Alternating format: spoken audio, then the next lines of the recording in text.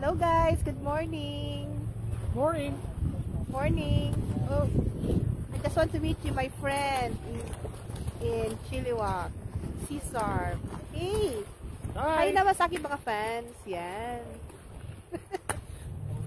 Dito kami ngayon si Steve Lake. Steve Lake. Oh, dito kami si Steve Lake. Nag-fishing kami. Yan. So, karating kami dito guys ng mga 4 o'clock. 4:30 na siguro, 5 ng madaling araw. And then, yon. Kasi dito kasi kailangan makakuha ka kagad ng pwesto. So, sa ngayon, sobrang lamig. Pero, kailangan ko pa rin mag-video, mag-vlog para sa aking mga fans. Ganon. Pakita ko sa inyo guys, ang daming mga nag-fishing dito. Halos pila-pila. So, yan. Yan na. Yan. Yung aking boss. Yung aking friend. Yan. Isa nakahuli. Nakahuli na yung naka-red. Yan guys, oh. Pila-pila yung mga nag-fishing.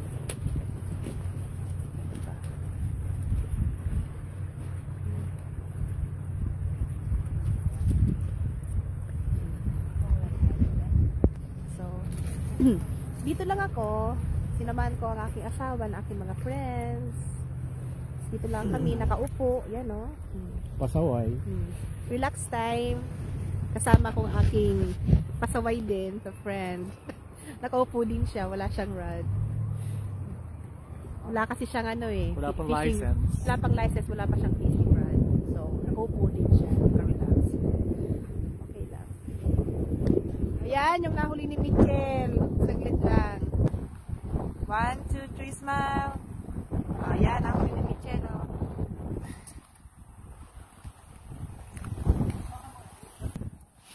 Hi guys! Good morning! Fishing kami. So, medyo mahangin. So,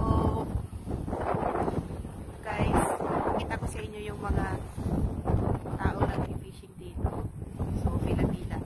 Bali kanina, 4 o'clock kami dito pumunta dito. Kasi, nag-uunahan sa pwesto.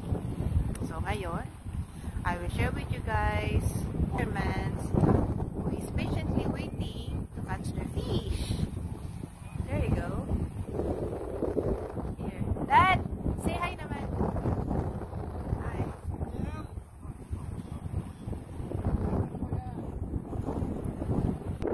Itong aking boss.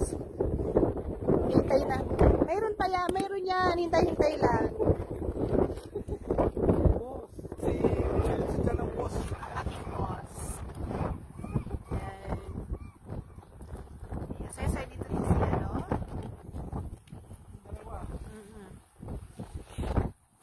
Kita ko guys yung mga fishing dito. O yan o, pila-pila sila. Yan.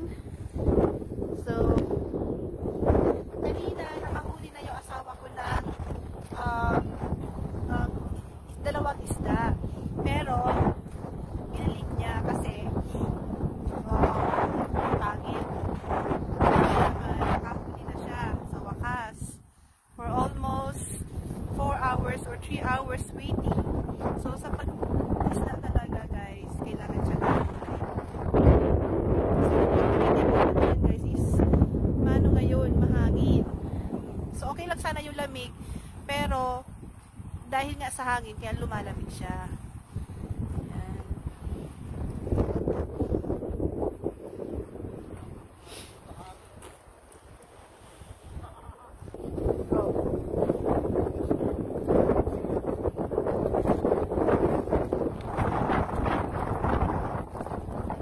Hindi naman siya salmon chop.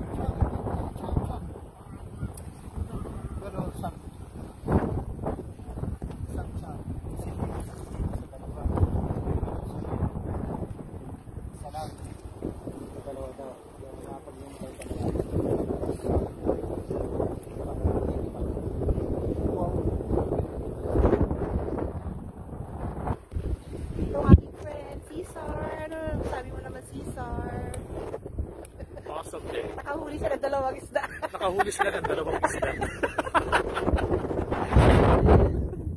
Bongga.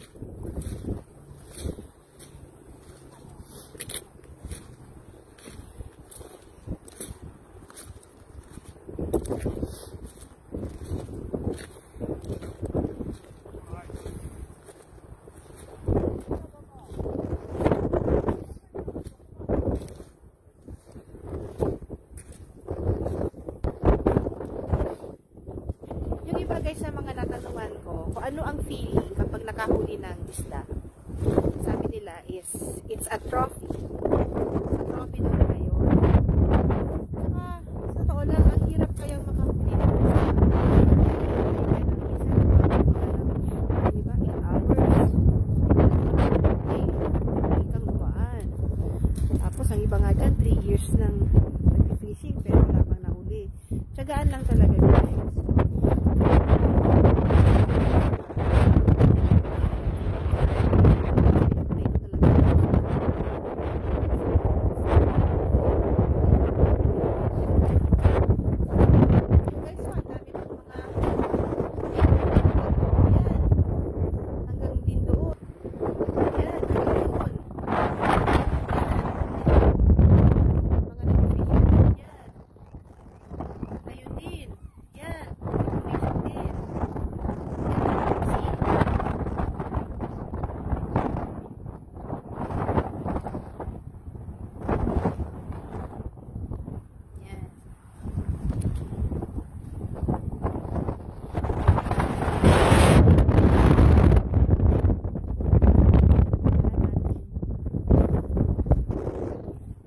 Daming mga ibon dyan sa Cagayan City here.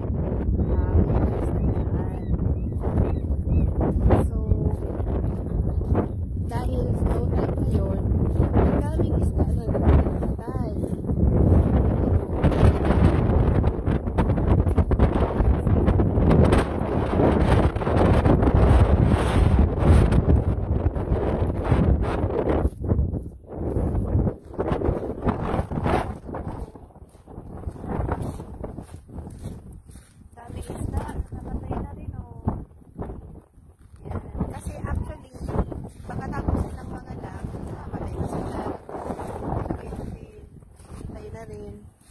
Wala na yung pagkamayari.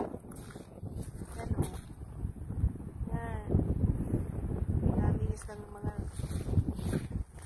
Pag nanganak na kasi sila, tapos na silang mangitlog, mamamatay na sila.